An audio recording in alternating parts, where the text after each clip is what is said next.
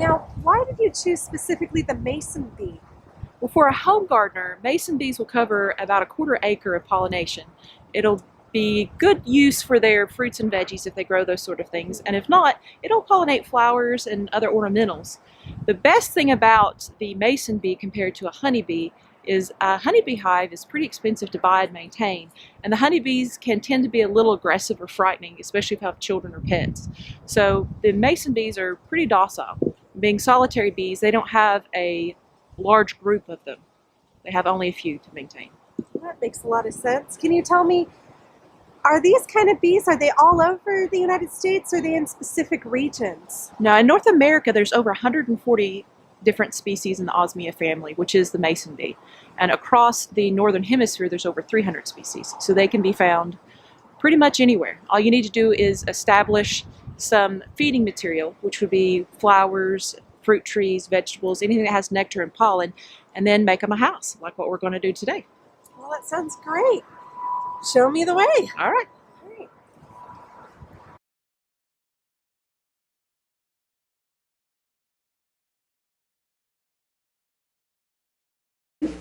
All right. Hey, Heather. Hey, Jen. Here's the last block. All right. So we have 1, 2, 3, 4, 5 blocks for Mason Bee homes. All right. That we're going to make today. All right. This is what our finished product is going to look like. Very nice. You ready to get started? Yeah, let's get started. Okay. Put that right there. We're going to take one of these pieces of wood. All right. Now, I made a template. 4x4 is on 3/4 inch centers. And the reason I did 3/4 inch centers is to give the drill enough space when it goes through so you don't crack. So it doesn't crack. I also left 1/4 inch around the edges for the same purpose. Trim this down.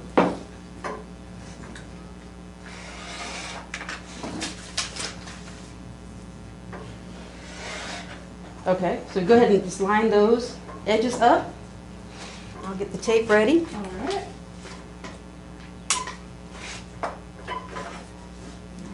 So now we're ready to drill. Okay, so what I'm doing right now is I'm centering the bit up, the center of the bit on the center of the hole. And then once I have that marked, I set my clamps to hold my wood in place. And there, we are set to go. Ready? Ready.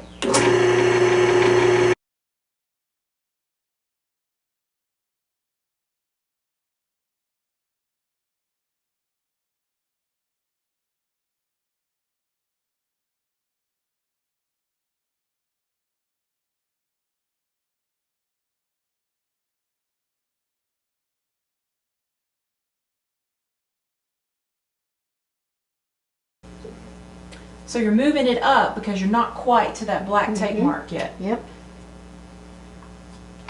There we go.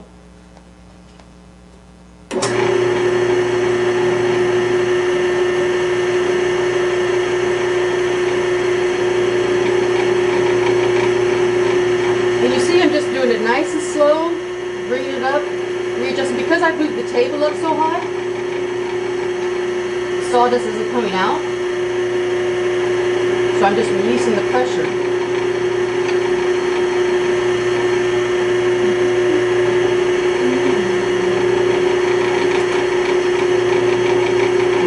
Almost through.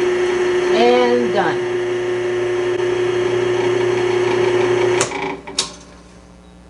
Hey, Allison. Let's just sit out here and do some sanding. That sounds great. Alright, so now we have our boxes made. And then we're just going to smooth it out. Just a little bit. Get all the crumblies off of it. Yeah, the rough edges. And what we're doing is we're preparing it to paint. Alright, I think we're done. All right. You ready to go paint? Yeah, definitely.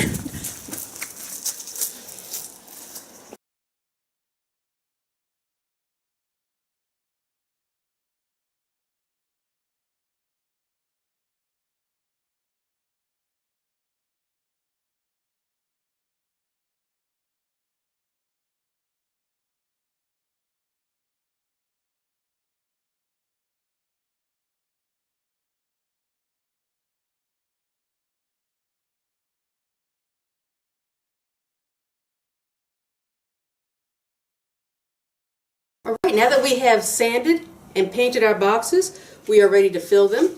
We are going to use the paper that we cut earlier. Take our pencil, wrap it tightly around the pencil.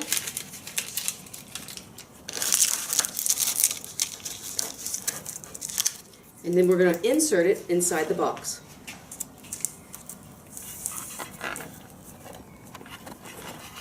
Leaving a little on the other side so that we can bend it over, like that. Okay. Once you have all the holes filled with the liners, you are going to put your back on. We have already pre-drilled the holes. There we go.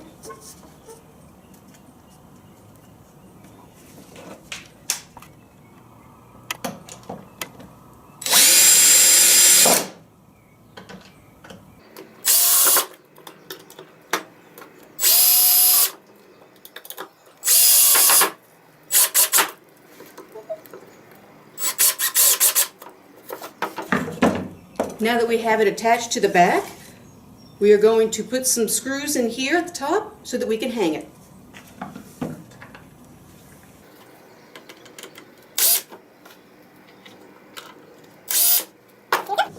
Now we're ready to hang.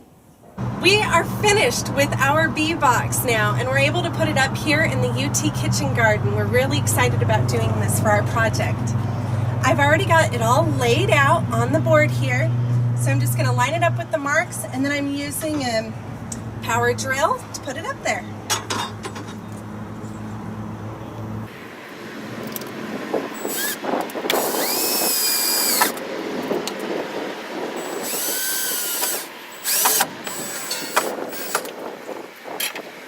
And there is our beautiful bee box, and we're really glad we could share this with you.